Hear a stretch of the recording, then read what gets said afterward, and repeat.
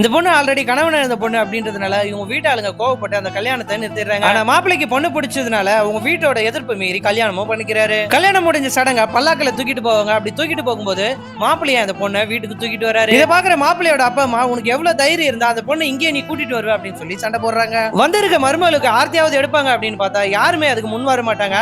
அதுக்கு பதிலா மாப்பிள்ளைய போய் அந்த பொண்ணுக்கு ஆர்த்தி எடுத்து வீட்டுக்குள்ள கூப்பிட்டு வராரு. போக போக வீட்டுல இருக்கிறவங்கள நாளடைவுல சரியாயிடுவாங்க அப்படின்னு சொல்லி இவரும் பொண்ணை சமாதானப்படுத்துறாரு.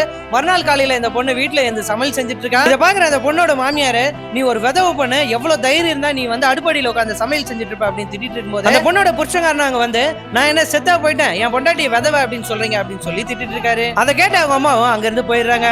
சரி இந்த பொண்ணு எப்படியாச்சும் வீட்டை விட்டு துரத்தணும் அப்படின்னு சொல்லி ஐடியா பண்றாங்க. தூங்கிட்டு இருக்கிற பொண்ணை எழுப்பி நீ போய் நெல்லு குத்துமா அப்படின்னு சொல்லிட்டு சொல்றாங்க.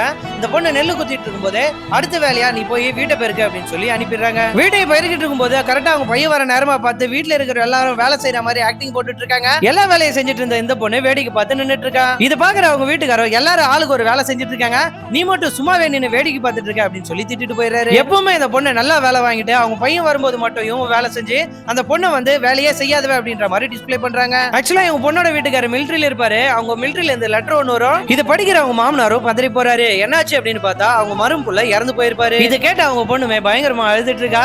சரி எல்லா சடங்கு பண்ணிட்டு அந்த பொண்ணுக்கு வெள்ளை புடவை கொடுக்கலாம் அப்படின்னு சொல்லிட்டு போறாங்க. நம்ம ஹீரோயினுக்கு சின்ன வயசுல நடந்தது எல்லாமே ஞாபகம் வந்து தயவு செஞ்சு அவளுக்கு வெள்ளை புடவை கொடுக்காதுங்க, கலர் புடவை கொடுங்க அப்படின்னு சொல்லி கலர் புடவை எடுத்துட்டு வந்து கொடுங்க. இந்த பொண்ணு சின்ன வயசுலயே வெள்ளை புடவை கட்டிட்டு காலம் ஃபுல்லா எவ்வளவு கஷ்டப்பட்டா அப்படின்றத இந்த பொண்ணு சொல்லும் போதுதான் அந்த வீட்டுல இருக்கிற எல்லாரும் இந்த பொண்ணு பத்தி புரிஞ்சுக்கிறாங்க. அதுக்கப்புறம் தான் குடும்பமா சேர்ந்து குடும்பம் பண்ண அந்த பொண்ணை அந்த குடும்பத்துல ஒரு பொண்ணாவே பார்க்க ஆரம்பிச்சிடறாங்க.